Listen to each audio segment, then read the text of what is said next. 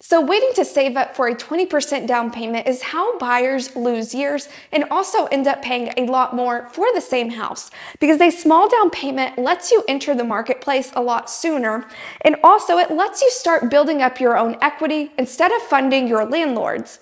And getting in protects you from rising home prices. And if you're new to my channel, my name is Meredith. I'm a mortgage broker and I put out educationals every single week. So if you'd like to support me, hit that like and subscribe button. Now let's get into it. And here's the thing, you don't need to be rich in order to own a home. You just need to stop waiting for that perfect home, because you want to enter sooner, because rising home prices makes waiting year after year a lot more expensive. And also you'll be able to build up an actual asset, because even if you put down a very small down payment, every mortgage payment that you make is building up your net worth as you pay down that loan. And also, you get to benefit from an appreciating asset. So historically, real estate appreciates or grows in value year after year, so you have an actual appreciating asset. And controlling a big asset with a small amount of cash is really the power that wealthy people use, because real estate uses leverage and it allows you to benefit from the full appreciation of the home.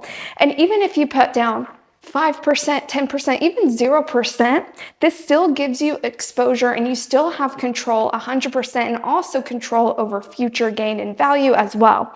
And also early appreciation. So capturing on how the home increases in value can multiply your return on investment a lot more than simply just waiting to save up a larger down payment. And being house rich and cash poor is how buyers end up getting crushed after they buy the house, because a smaller down payment preserves your emergency fund if something happens to you. And you have to remember that when you're buying a house, there's closing costs that are required on top of the down payment. And depending on your state, city, and county, it can be anywhere from another 3 to 6% of the purchase price. And also, having a small down payment, it frees up other money that you can use to invest in something else like stock market or something else that gives you a higher return on investment. And most buyers don't realize this, but you can buy with anywhere from 0 to 3.5% for the down payment to start building wealth. So with an FHA loan, it starts at 3.5% for the down payment. And this is best for those with a lower credit score, because this has the most flexible credit guidelines. Now, this loan, you can only use it to buy your primary residence only, and this is not just for first-time home buyers. Anyone can use this type of loan. Now, VA loans, there's no down payment that's required, but this is only for those that are either active service military, veterans, or surviving spouses. Now, you also have down payment assistance programs where it covers the down payment, and these are offered through different banks and lenders, and also there's a lot of city, county, and state agencies that offer this as well. And there's so many zero down program that's out there on the table, but many buyers just don't know where to look. So there's a lot of state and local agencies that offer these grants and forgivable loans. And you'll want to work with an actual mortgage broker like myself who has access to all of these different programs and can point you in the right direction. And also, many of these programs don't just cover the down payment, they cover either all of the closing costs or a part of the closing cost as well. And a lot of times, so these programs are either combined with either an FHA loan or a conventional loan, and you combine it with that. So it's not a standalone program. They're just going to give you money to cover the down payment.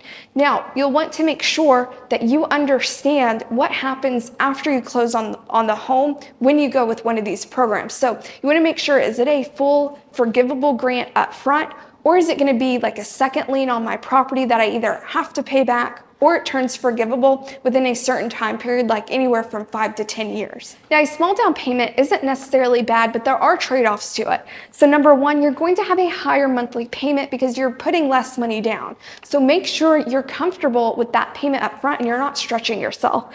Number two, you're going to be paying monthly mortgage insurance, which is going to increase that mortgage payment. So make sure you know exactly how much of that payment is going towards the mortgage insurance.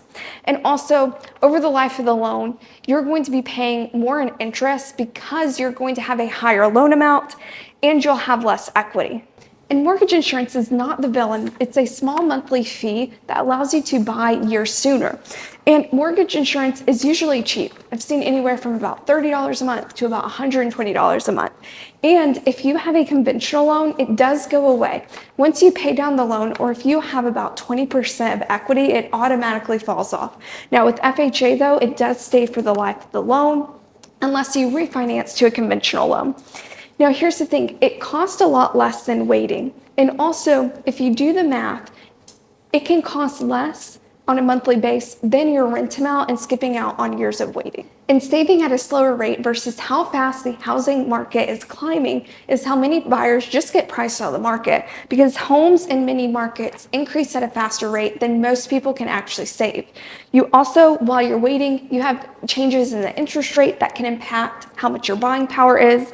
And also, inflation can increase construction costs, which can increase the home price itself. And also you have an increase in home insurance and property taxes as well.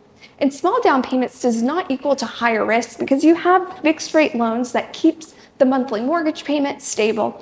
Also, the mortgage insurance eventually falls off on conventional loans, and appreciation plus the principal pay down builds equity a lot faster. And if you're planning to buy a house in either 2025 and 2026 and want my help, click on the link in the description, schedule a call, and I'll be in touch.